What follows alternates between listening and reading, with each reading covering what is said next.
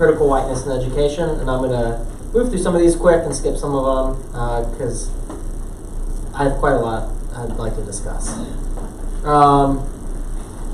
Basically, I kept the agenda to just a few points, but we're really going to drill down within those few points. So we're gonna skip the assumptions about race and whiteness because it involved a poll, and with only a few of us, we can just shout things out. Okay. But we're gonna hammer on what racism is, and actually I kind of cheat. I don't try to define what racism is, but I rather explore how it operates. And then the bulk of the presentation is going to be on the performance of whiteness, and then we're going to bring it all together for a discussion about this in education. So what is racism? And like I said, I cop out and I don't answer that question. Instead, I think it's more fruitful to look at who supports it, why they support it, and how it happens, right? So basically, who supports white supremacy? Is it our leaders? Is it the Klan? Or is it me? It's a good photo. Yeah, that's actually, they're making me change it. That was my professional photo. They said it's not professional enough, but that's a different thing. It's actually, they said it's because I'm sitting down outside. Oh. Yeah. But, as you guys have heard before, except for Dr. Robinson, my name is Barrett, and I participate in white supremacy. And I think this is an important point to make. I think I would consider myself, and most of you would probably consider me not a moral monster, right? Mm-hmm. And what we really need to do is resist this idea that racism, racist actions are the products of these moral monsters. I know if someone says, "Oh, think of a racist," well, I instantly go to the worst kind of stereotype, rather than the kinds of people and actions that are actually reproducing racism every day. And so the way in which all white people are implicated in the support of white supremacy is, for example, I participate and benefit from a white supremacist system. This is essentially white privilege. I almost never have to leave my racial comfort zone. I have internalized whiteness as culturally normal. Whiteness is simply the air around me. Even when I want to break that, I can never fully get out of that, right? There's always going to be things that I overlook and assume as normal, but really it's just white. I often believe that I'm not a racist. Most days I like to think that I'm not. Most days I'm getting that wrong, because insofar as I am benefiting from a white supremacist system, I'm never challenging my assumptions, my actions, and my privileges enough. And I become uncomfortable when confronted with my racism. We'll talk a little bit about white fragility, but because we conflate racism with moral monstrosity, to say that I did something or said something that is racist is tantamount to saying that I'm a horrible human being. And then those feelings get weaponized in a way that shuts down conversation and reinforces the status quo, which is white hegemony. So a couple points on that. We really need to move away from this idea that racism is merely individuated, unintelligent, based in terror and prejudice. Rather, racism is systemic. It lives through and amongst all of us. Racism is meritocratic. It sets up a very specific technology of oppression where certain affordances are allowed for a select few, and there are very strict rules in place to objectively bar others. Racism is hidden. It's beneficial to all white people. So, and we'll see some examples of white people who say, well, no, like, clearly this doesn't happen because I lost my job, and like, I don't benefit as much as I would like to benefit.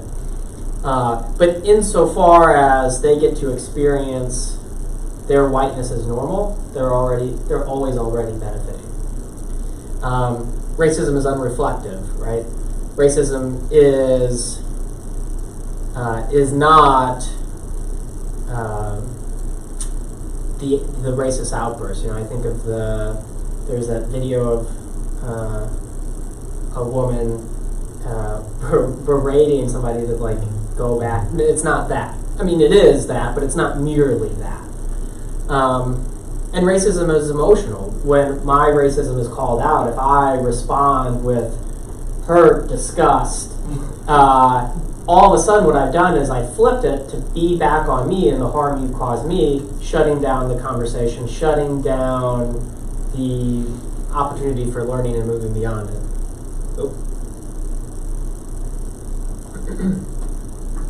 So again, we really need to move beyond the individual notion of racism and really see how it's a technology of power that permeates everything. According to Warren, while racism is a system of domination functioning much like Foucault's notion of power, which is a system that is enacted through everyone but not localized in any individual, prejudices are individual acts based on some arbitrary, though historically significant characteristic. And too often we think, oh, well, everybody's equal. Everybody's great. I'm not racist because I haven't pulled these views. And you're really missing sort of like the iceberg thing. That's just the tip of what racism can be. And we're missing something much deeper. According to Gilborn, white supremacy is a term usually reserved for individuals, organizations, and philosophies that are overtly and self-consciously racist in the most crude and obvious ways. And what this does is this allows the really pernicious side of racism to remain hidden and camouflaged, right? It allows us to say, oh, well, the politicians aren't racist because they passed XYZ social reform bill. And they're not out there, well, not all of them are out there, advocating with the Klan. Those, some do. So, unfortunately, none of my videos transferred over. So I had to pull them up outside of this. So, I want to show how this contrast works in action. And we're just going to watch a really small snippet from this. And I might jump around just to highlight it even more. Tonight, a neo-Nazi in Pennsylvania, a small rural town near the New York border, splitting apart by a growing movement filled with hate. The man at the center of it says Trump's election has emboldened him and his followers. It comes as white nationalists prepare to take to the streets this weekend, 1 year after the deadly Charlottesville rally. Our Sarah Seidner is out front in Ulysses, Pennsylvania. I want to warn you, though, when you watch this piece, some of the language that you will hear is extremely disturbing. In the calm of this rural northern Pennsylvania town, a sign that hate lives here. Are you a neo-Nazi? Do I embrace it? I don't try to push it away. Well, you're wearing a swastika on your shirt. Exactly. And you've got swastika flags.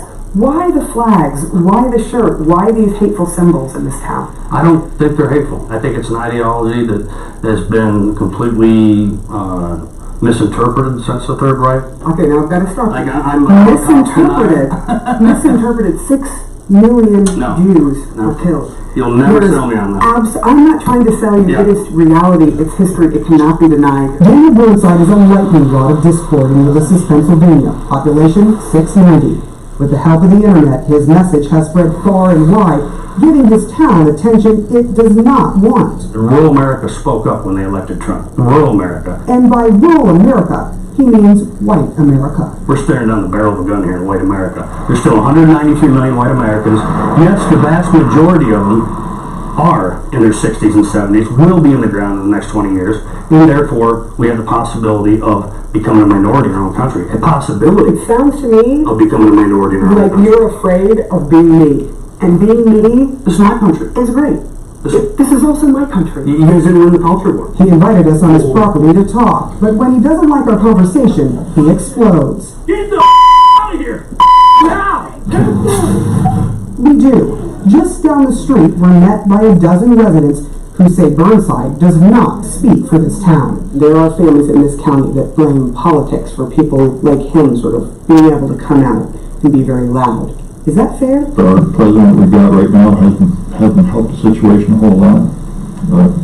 He's done a lot of the same beliefs. At least he won't speak against them. Okay, this guy feeds off that stuff. Among the crowd, many with grandfathers or fathers who fought the Nazis in World War II. We're good people, and he's stepping on us. He's stepping on all of us. We're all one tribe. And who Okay, I want to stop it there. But one of the things I find really interesting about this is it shows how this extreme view of what a racist is used to give everybody else a pass. There's a very clear distinction at work here. I don't think it's a coincidence that they picked this particular individual. He's very easy to identify as a moral monster, right? He maybe is not very educated. He's certainly portrayed that way. They make sure to include his outbursts of anger, and they juxtapose that against a group of concerned citizens, right, with books in the background. They're all very quiet. They present in a very appealing way. And what it allows the viewer to do is to say, oh, well, these nice folk resemble my values. I'm not this person. I don't do anything racist. I'm not morally problematic. And it creates this really complicated yet problematic mechanism that really dials up what racism is to 100 so that everybody looking at this can say, oh, well, clearly that's not me. One of the things you also notice, and it goes to the text talking about the good, bad binary of racism, is you've heard in the language of the lady that we're good people, and racism is kind of like murder. It only exists when you commit it, but as long as we get on this, well, racism is a bunch of bad people, it hides all the well-meaning good people who participate and enjoy this system. Yep. Yeah, and it lets all of those nice people that are gathered into the room not have to reflect on the fact that in many ways they're benefiting from the system that he's trying to protect. And they're not doing anything to seriously upend that system. The other thing that's really interesting in the video too is, and I don't touch on it in this presentation, in Robin DiAngelo's book, White Fragility, she goes into it more, but the way in which racism is not the same racism as 100 years ago, 30 years ago, maybe even 10 years ago. It changes. And one way white people deploy racism is always to something that existed in the past, as a way to say, like, oh, well, my grandfather fought Nazis, so I can't be racist. Or I stood and marched with people in the 60s, I can't be racist. But it ignores the way in which it's adaptive to the times we find ourselves. And I want to touch just a little bit on how race as a whole, but specifically the way in which whiteness is a product of the culture we find ourselves in. I think back to the first or second class we have with Dr. Nelson where he does real or imagined. Mm-hmm. And race has a foot in both, right? Social identities are have real impacts. They do real and meaningful things. But they're founded on fictions to support other systems of oppression, right? So racism pre-existed the science that justified it, that created all these taxonomies of humans, right? And whiteness in particular rests upon a foundational premise. The definition of white as the norm or standard for human and people of color as a deviation from that norm. Whiteness is not acknowledged, and the white reference point is assumed to be universal. And what happens, and what for DiAngelo creates the setting for the possibility of white fragility, is the idea that the acculturation of whiteness is such that you never see it.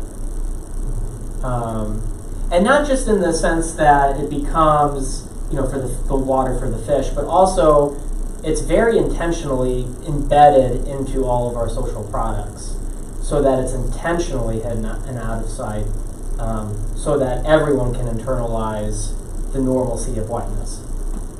And actually, I want to show this really great video about how impactful acculturation can be.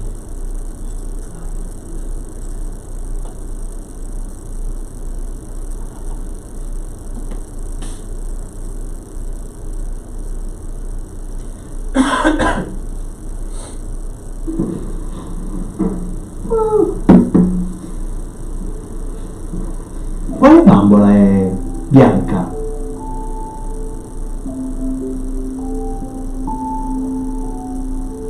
Quale bambola è nera? Quale delle due è bella? Questa. Qual è quella bella?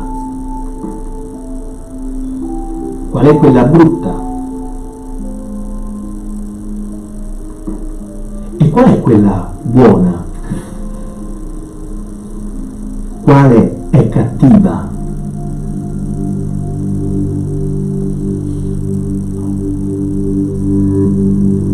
Qual è buona?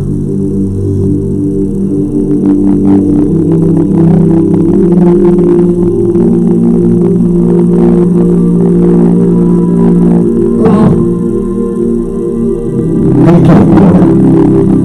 Perché hai gli occhi gialli. Quale è cattiva?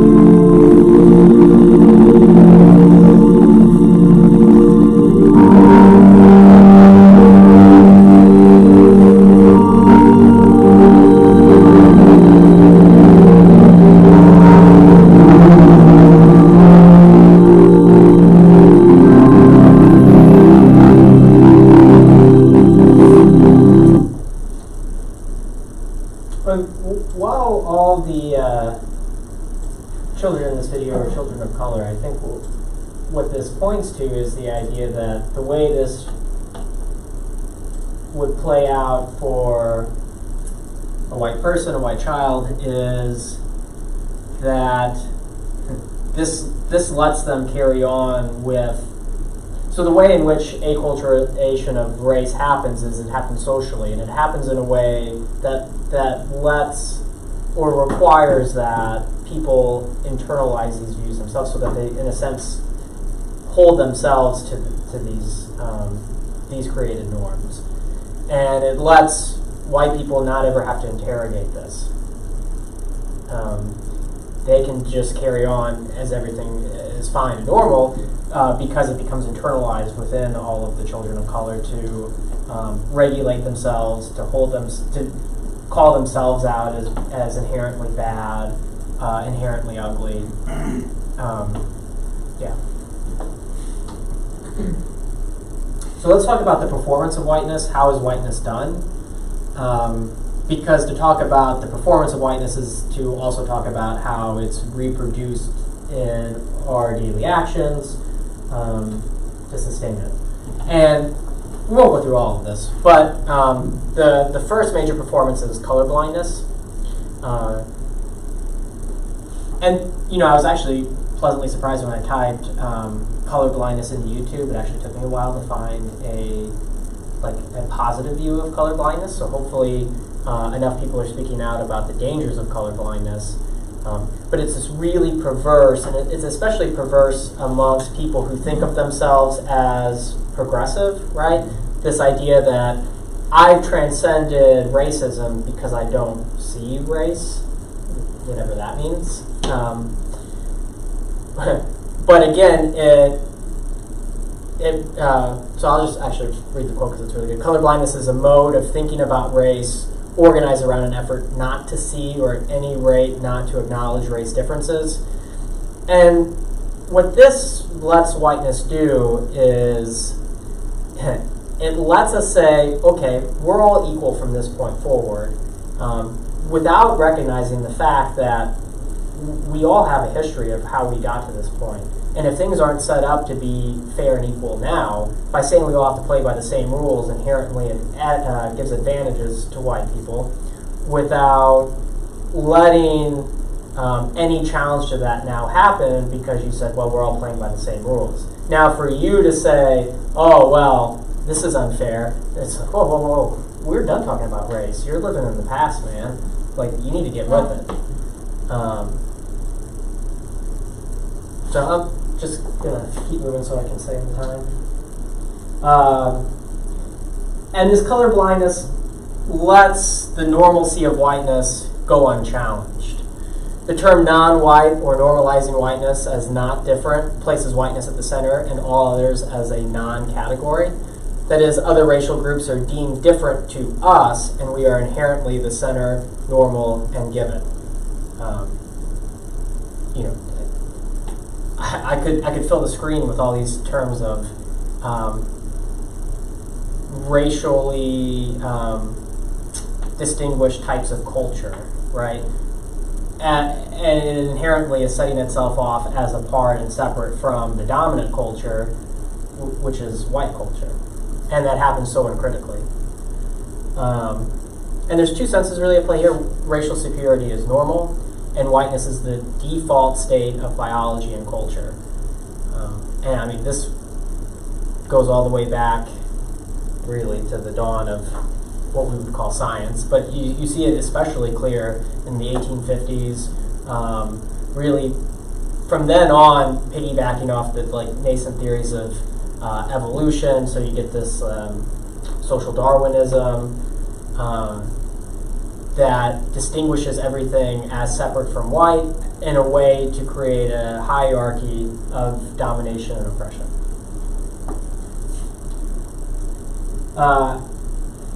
But we have to be polite. We can't go around being like the guy that threw out CNN from his property, right? So there has to be a very calculated type of semantic coding.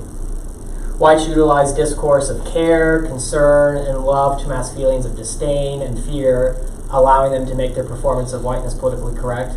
I mean, we can think of any white savior movie as a prime example of this. Hidden Figures, for example. All the white allies in that movie are doing it for love, care, concern, or in Kevin Costner? I think it's Kevin Costner. Mm-hmm. He has these higher ideals of science or math, and we got to bust down these. What does he take a hammer? Is it a hammer or a crowbar? Which is particularly impressive the way he does it with a crowbar. How do you get a crowbar in a NASA facility? Is what I want to know. And when you see that, and I'll show an example later. You see these in these white savior narratives, especially ones in education settings, where it lets them get away with taking a wholly deficit view of the people of color that surround them, right? Well, yeah. You actually see it. So for everybody that was in the class, I like to look at the YouTube comments because it is a window into something terrible.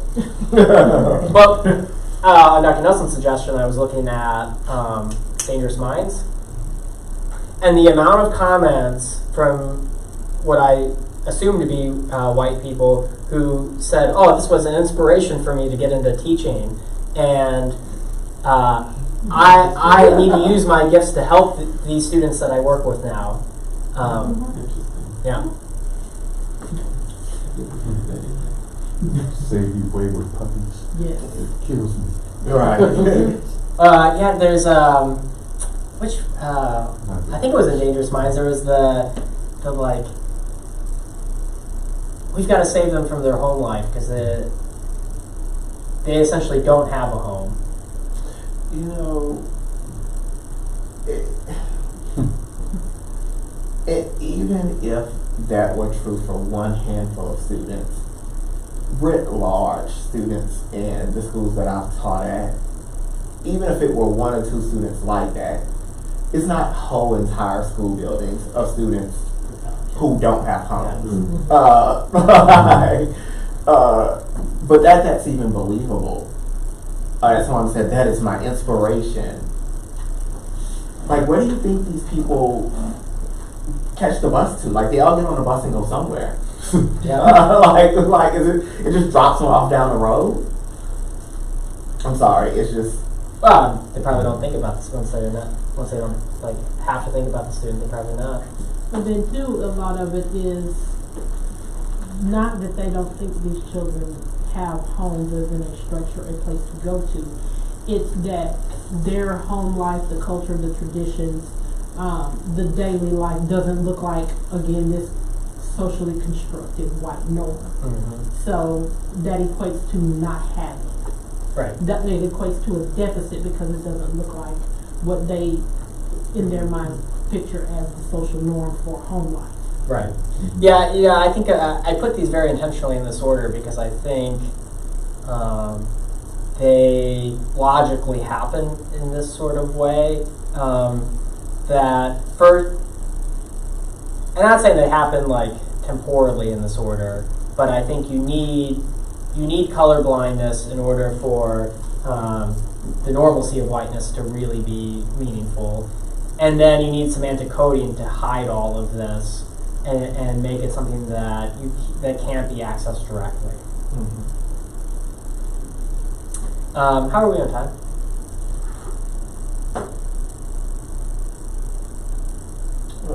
12 minutes. 12 minutes. So we'll just watch one of these because they all come from the same. Is it my favorite? The Whiteness Project? Yes. Yes. So they all come from the Whiteness Project, and I tried to pick different videos from the ones in class. I say some extra to see these. Well, okay, we'll watch a couple then. And I think we can sort of skip them because I think all of these mechanisms are deployed in all of these, but I think certain ones of them kind of hit some things easier. It might be. Yeah, that's what kind of looks like.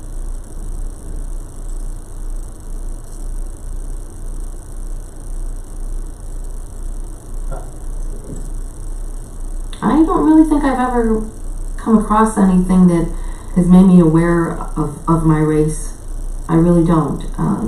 Like I say, I mean, I'm an American before I am anybody else.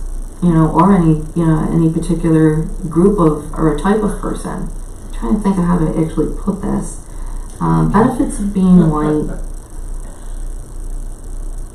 I don't believe there is any benefits of anybody's, how they grew up or their particular race or color. I feel like I've accomplished what I've accomplished in life because of the person I am, not the color of my skin. I don't think there are any drawbacks of being black either. Like I say, I have strong belief that people are people. The world needs to become more colorblind. And that's, they really should just look at a person for who they are and not their background or their, where they came from. And if she had her way, we could blame every individual person for everything that's befallen them. We don't have to pay any attention to history. We don't have to pay any attention to the racism that lives in the criminal justice system, that lives in policy,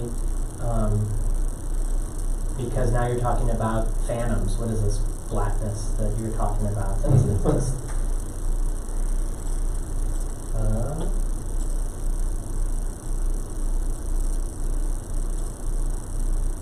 Is my favorite guy gonna be on this? I don't think so. Okay. It was just, that's too much. I have to admit, I do wonder if there are people who actually identify themselves as white, because it's so bizarre to me. Like, if you sit around with anyone, they talk about how they're Italian or Polish or French or German, and it's a great source of pride. very rarely have I ever heard anyone say, I'm white. Like, I think I would be thrown if I got that as an answer. I'd be like, yeah, that's great. And what else are you? I do believe that white people are perceived differently in I guess the opinion that I don't think they're perceived at all. It's kind of like a chair in the room that's always just been there. Like, you don't take the time to notice it, you just always know it's there. In my mind, it's really just that box. It's checking that box on the government form because literally that's the only time I consider myself that. After that, it's strictly, I think of myself in an ethnic way.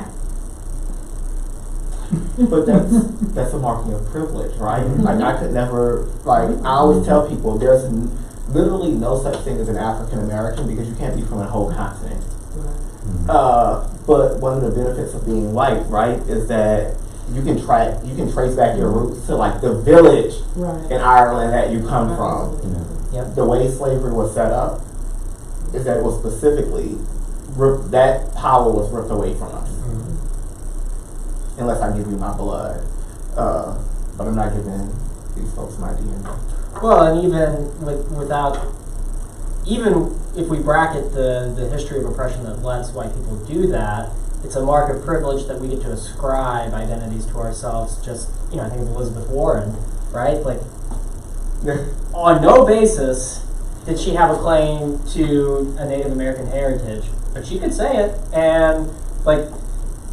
I argue with a lot of people in Oklahoma. Yeah.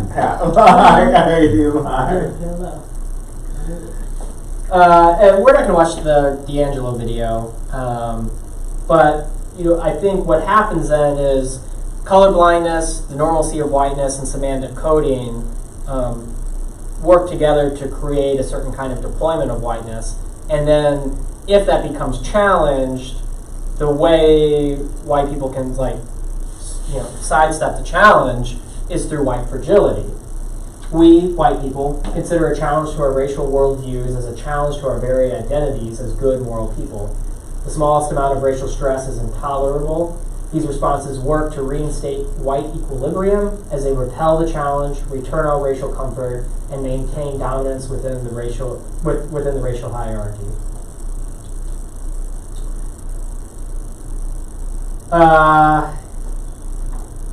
So there's a lot that can be said about Dangerous Minds.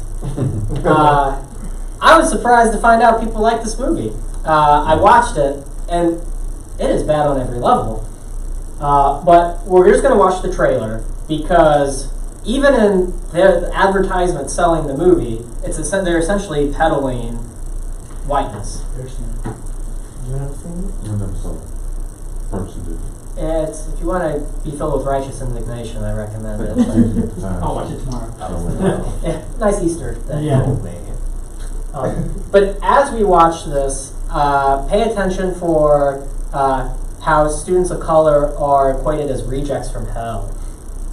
How a meritocracy is used. If you want to pass, all you have to do is try. Whiteness is as normal or as the preferred. And it really comes out in the movie, and it's really the Bob Dylan thing, I remember. I did see this. I think I called it something else. Sorry. And the part in the trailer that's supposed to get you real uplifted is there's a speech in here where she talks about how there's no victims in the classroom. And there's a lot of other stuff in here, so we can talk about it. Writing's not that easy, but Grammarly can help.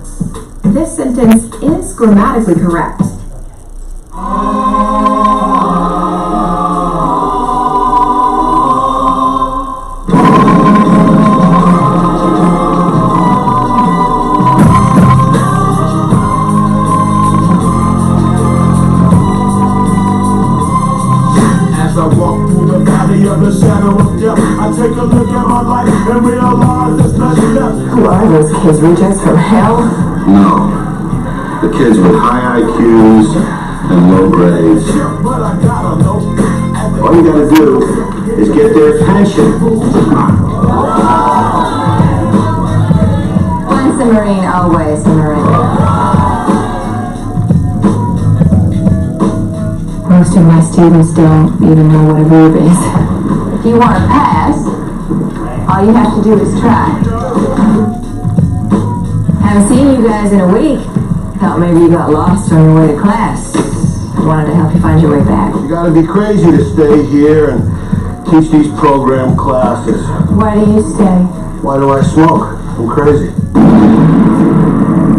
These kids are so fragile. You got to rage against the dying of the light. You promised! Yeah, but we had to. We couldn't walk around with our heads up no more. Jewel Marine, you understand? You come and live in my neighborhood for 1 week, and then you tell me if you got a choice. There are a lot of people who live in your neighborhood who choose not to get on that bus. That is a choice. There are no victims in this classroom.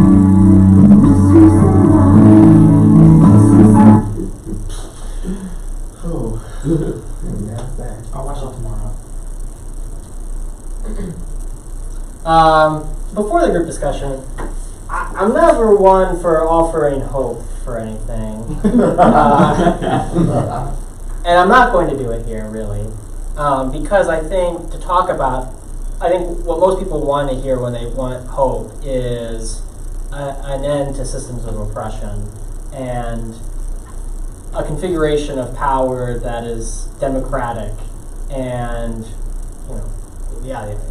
I don't think that's going to happen. But I think Robin DiAngelo puts what our limited hope should be, or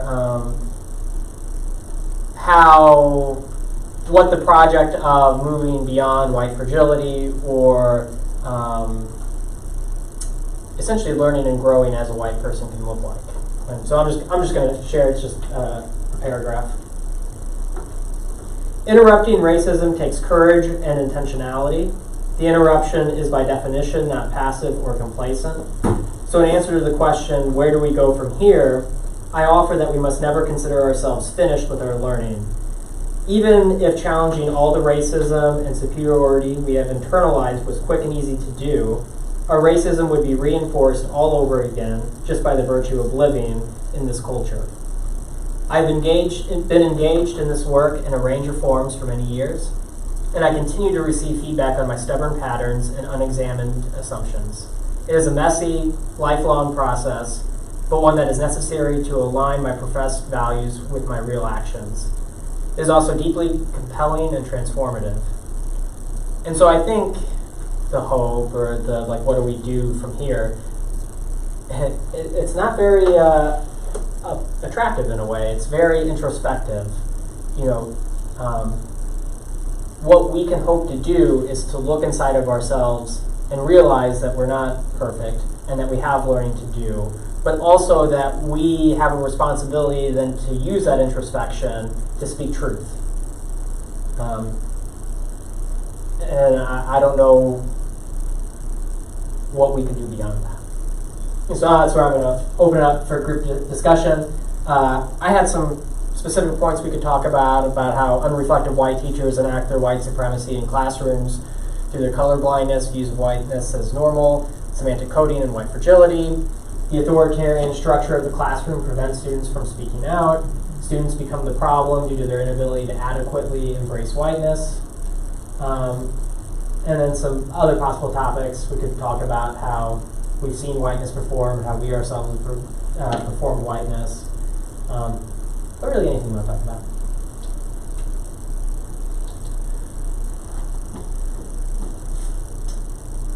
So I'll start by saying, I'll give you the same thought process that I gave Jean Little Thursday, Wednesday, Tuesday, Monday.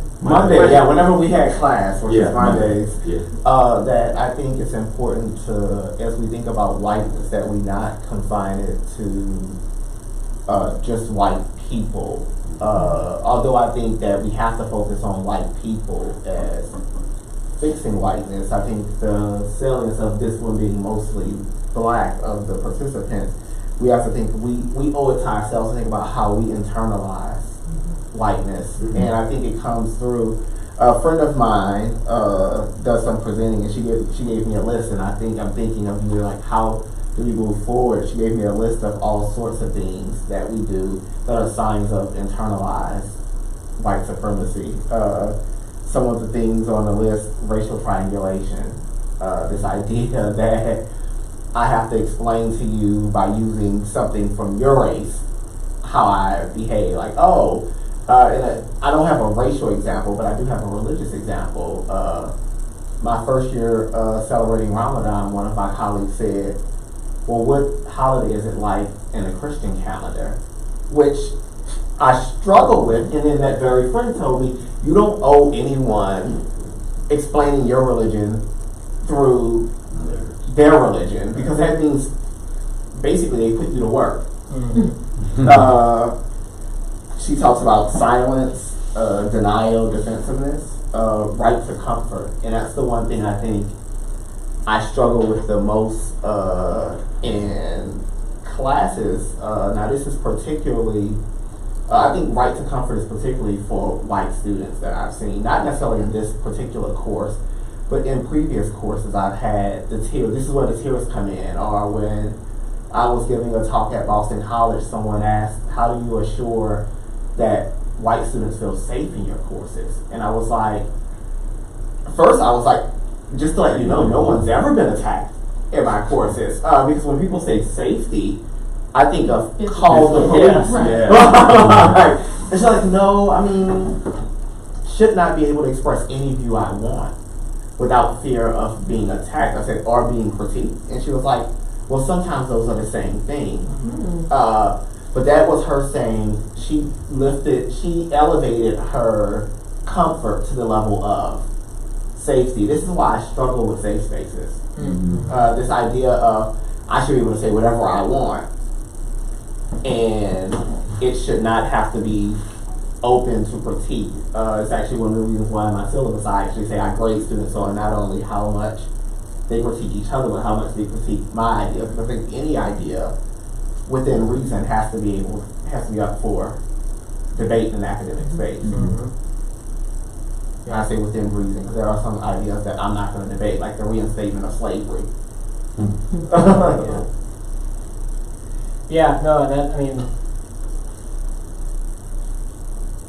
The safe space thing, it all comes back to safe for who, right? And who gets to set the terms for, and then I think it's a similar sort of sidestepping that you get with the censorship of media, right? To be appropriate for children or just for public consumption, right? We say, oh, we're addressing this. We've there has to be a trigger warning. There has to be this or that, but we can still marginalize, large groups of our students. I think just brought back to the discussion of we were having on Monday. That first point, I feel like I always think of this in terms of I was telling you, I'm going through this hiring process now. It's when I'm interviewing individuals, and this is where I struggle because again, I want to make sure that when I'm interviewing white women or white men in particular, that I can ask the right questions, or I could get them engaged enough in a conversation for them to show their true selves. And I'd rather them do that now so I can then decide whether that's something I'm willing to. But I think this whole idea of them being unreflective, and then if they're unreflective coming in, that's how they're going to show up in front of their kids. And I think it just creates this, like you're saying, I have one teacher now who, I'm surprised she's been with me for 3 years, because when I first hired her, there was no one there left. She's a content expert, and everyone calls her Ivanka Trump, because that's what she looks like. She has very bad Botox, and I didn't think she was going to last with our kids. And she really, how she operates her classroom is this whole authoritarian, I've had to work with her on, I'll come around the corner, and I'll hear her yelling at the kids, one of them staying in a straight line, just being much more of a dictatorship rather than the students feel they can come and talk and have these conversations. And so I just think about how those students aren't doing as well academically with her as they have been when they go to another classroom. So that's being thinking of this concept in relation to like hiring and putting people in front of kids. Like I feel like you have to be sure that people do that work prior to them stepping into the classroom to teach our kids. I think that's very important, particularly the position that you're in, because you really have to guard the gate as to who you let in. It's so hard. And the thing is, we talked about it before. I've been in a situation where I had to tell parents on back to school night that there was nobody teaching this class. And my answer was, I interviewed people that I would rather have nobody here than have them. You know, and I'm just not going to put anybody in this classroom. Even if I got to come in here and teach it myself, I'm just not. Every hire is a curriculum decision you make. We had a person in my high school who was 6'9" math certified, so he can't teach in the 10th grade. And he was destructive, so much so that every fall we had to move him out of the 9th grade math class because he was literally killing that many people. And it took me 2 years of documentation to finally get him gone. But I would have rather had been able to not have him at all and have an empty classroom where we just watch Khan Academy than have this person stand before people and kill lives. You know, and that's, you've got, in the interview process, you've got to be able to figure out whether this person is teachable or not, whether they're moldable or not, or whether this is just, we need to cut ties right now. Yeah. Yeah, we're in that space right now. We've had one for the last 2 years, and she's the history teacher for 6th to 7th. Yeah, and so, you know, in the interview process, she sold herself really well. But 10 minutes into observing her instruction, it was clear, not only was she horrible in terms of her instruction, but in her attitude towards the kids. And every time I have ever observed her classroom, I don't care, in 6th grade history is more European history and world history, but I don't care what unit they were on or what topic they were on, it always came back to American slavery. Always. And she would say things like, during one observation, they were talking about culture in ancient Greece or Rome somewhere, and talking about how people had to adapt to culture. And she made this statement about Muslims and how when they come to this country, they have to adapt. Well, first of all, you know how many Muslims are born here? That's number one. Number two, she talked about the way that they dress and how they have to adapt to this whole idea of, whiteness being normal and white attire being normal. And I had to stop her, and I typically try not to interrupt teachers during their instructions, but I had to stop, wait. We're not going to do this. So we're now able to, after 2 years of documentation, get her out. I mean, she was doing an exercise with 6th graders where they were writing their names in hieroglyphics, and some of the kids were struggling with the characters, and her response was, well, it's not my fault her name has 15 letters. Yes, very much so. So we actually had to do a program change so that we can move Yeah, programmatic meeting. Yep. I actually got rid of the project leader way so I could get rid of this one teacher. Because I had too many young black girls coming to me crying because all they ever wanted to be was an engineer, and he was discouraging them like hell. I actually had to take one girl and call a former student of mine who is an engineer and put them on the phone and have them talk so that she could calm her down and we could make a plan for her to still go to college and be an engineer. But I got rid of the entire program because he essentially was it. And I said, well, get rid of him, and then we'll start it a year after he's gone. Yeah.